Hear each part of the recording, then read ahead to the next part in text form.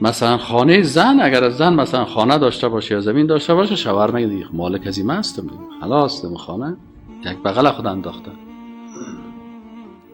در ترکیه ما رفتیم، یک آدم خوب مسلمان دیندار بود، در خانهش رفتیم، ما را میمان کرد. بسیار آدم بی تکلف بود، بسیار آدم خوب بود.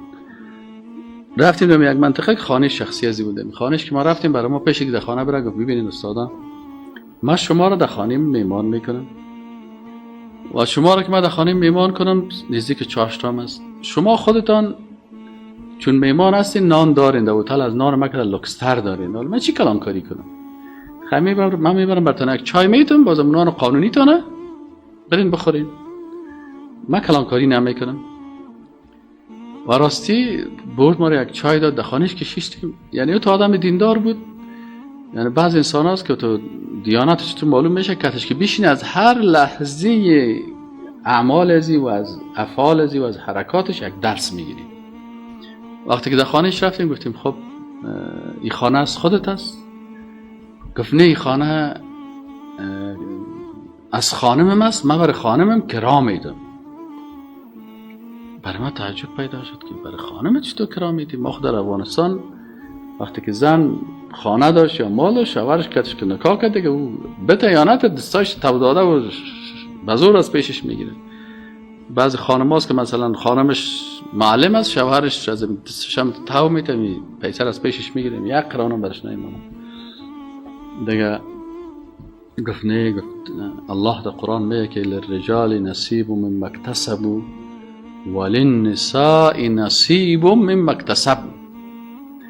برای مردها نصیب است آنچی که اونا کسب کردن. پس مرد وقتی که کسب کرده اونمو حق از او هست.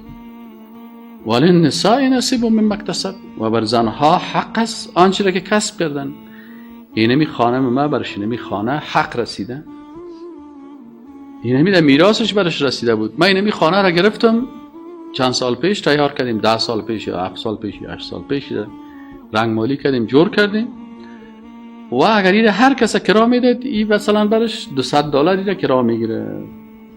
من خانم ما گفتم که خیر سویر برای من $200 کرا بده. حالا من خانمانه برای خانمم چی میتونم؟ کرا میتونم. چرا؟ منزل خانم خود سر مه هست. الله سر مه امر کرده که برای خانم چی بگی؟ خانه مسکن بگی و نفقهش و لباسش سر مه هست. پس من برای خانمم کرا میتونم. مانه خانمم از اینمی کرای خانه خود غنی هست، خودش قربانی میکنه، خودش عمره میره، خودش حج میره، پیسه خود جمع میکنه، خودش مثلا لباس برای خود میخره، خودش برای خود دوا میخره، خودش مثلا کرای خود میده، هیچ وقت به من محتاج نیست. چرا الله برای من گفته که اینمی مالک مال خود است. پس خانم ما هیچ مشکل نداره، ما برای کرا میده. این در افغانستان هم بسیار شیخایی که دیندار است میگه قبول میکنه که خانه داشته باشه، از خانمش باز بخیز، اول خوره بیادرش نمیتیش، باز اگه بیادرش داد باز شوهرش اجدار واری از پیشش میخوره. این حکم الله، اگه تو مسلمان هستی خب حکم الله را باید این قسمت تطبیق بکنی.